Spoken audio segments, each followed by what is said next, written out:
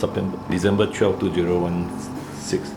Now this hamster, Syrian dwarf, male 1.5 years old, has a very strong smell because of the rotten skin under the chest, not chest. So I spoke to the owner. There's a risk, of course, anesthetic. We need to anesthetize him to wash. So I prepare everything first. Normally I use hydrogen peroxide 3% and apply that and then wash it off.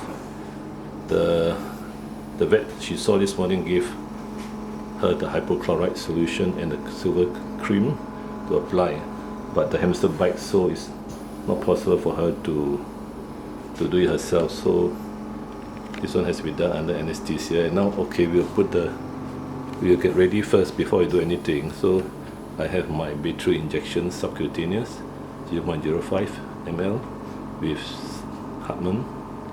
Then I have my scissors and also the gloves and the tape cutter.